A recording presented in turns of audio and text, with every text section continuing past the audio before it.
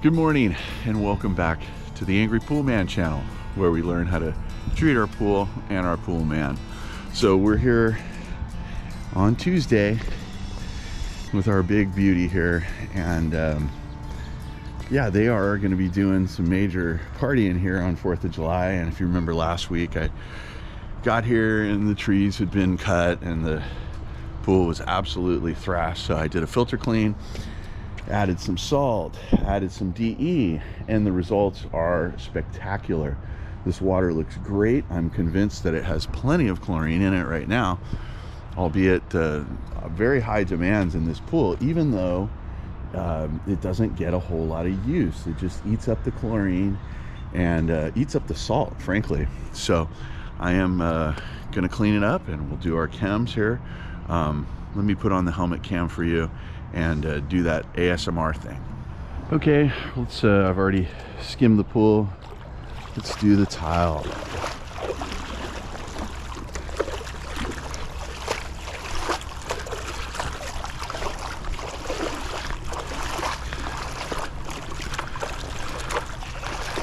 Yeah, this spot's very thrashed.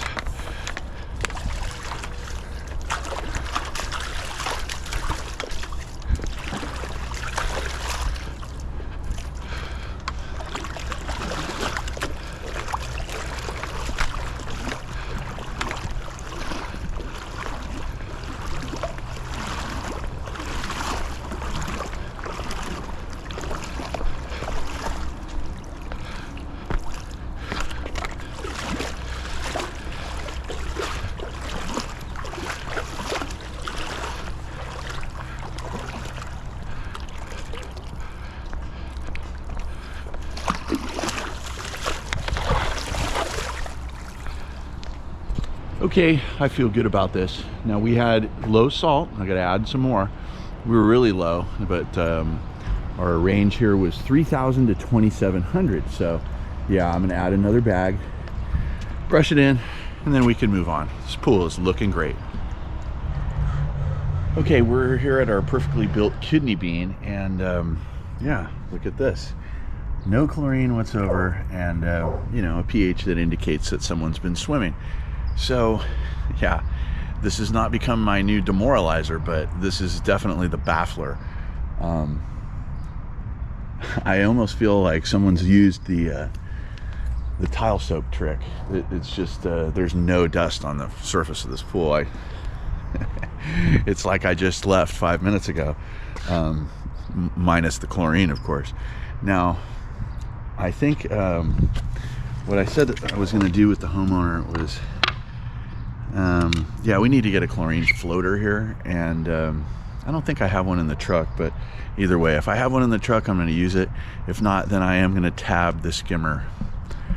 Anyway, this pool has literally, I fetched a bougainvillea leaf out of it, and that's all there is.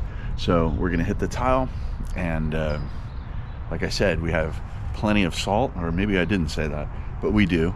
And once again, just week in and week out, there's no chlorine in this pool. They have an IC40 for this little pool, and there should be plenty of chlorine week in and week out. Okay, I feel good about this. We had no chlorine, so I added a ½ gallon, and I put a tab in the skimmer.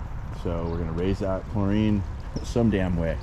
I'm pretty convinced that the reason this is having such issues staying the local, you know, regular chlorine level is because of the solar. When the pool is in solar mode, it's returning the hot water through the solar system, and I don't know, I don't think it actually goes through the salt cell, not in the same process it does under normal operation. So whatever, at least the water looked good, and I added, I don't know, about 3/4 of a gallon of acid to knock down that high pH. It was like an 8.2, so it should be at like a 7.2. Anyway, we're cleaned up, we're chemmed up, and we can move on. Okay, we're here at the long lap pool, and yeah, I like the long lap pool, but frankly, the scope of work has changed here. The deal was, you know, we put the S100 robotic pool cleaner in the night before I get here. and then the robotic pool cleaner can do its business, and yeah, I can get in and out of here and not have to vacuum the pool every single week. Even taking, you know, using the Telsa 90 takes time, and you know, you might say, can't you just do it and just, you know, do your job? But yeah, I can, but you know, the point is that we have a deal, and if the deal is, you know, fulfilled, then I have less work. So deal not fulfilled, angry pool man gets angrier, has more work. So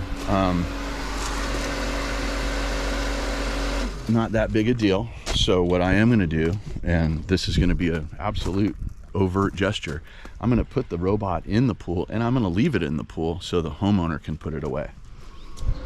Okay, I feel good about this, but I get a little annoyed now because this is now going on the 5th week where the homeowner has been unable to drop the robotic pool cleaner in the pool.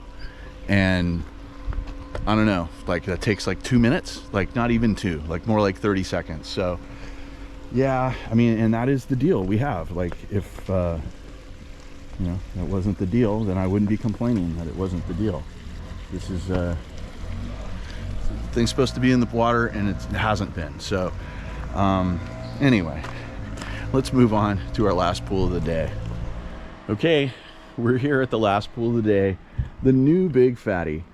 And so we've been here a week, and we have a Pool RX Blue in here, and the Pantera Rebel is on top of a child's toy. Yeah, that's not good, but otherwise everything is looking really good. Now here's the thing that the Pool RX does. It really brings out the interior finish of the pool. Does anybody notice what you see here? I mean, this is just as blotchy as our second Infinity pool on Friday, and lo and behold, it's the same interior finish choice. It's the same blue, but look at all of the tan that was done here.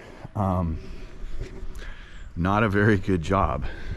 I was told that this was built by Majestic Pools, and I don't know where they're out of, like Kearney Mesa or something like that. But yeah, so we're gonna have to tell the homeowner no child's toys on the floor, because right now, look, the Pantera Rebel is doing everything he can to suck up that poor little ducky. Anyway, let's get to work. Okay, this is the end of my day. I'm very, very happy with this pool, and the new Big Fattie is coming alive in all of its glory.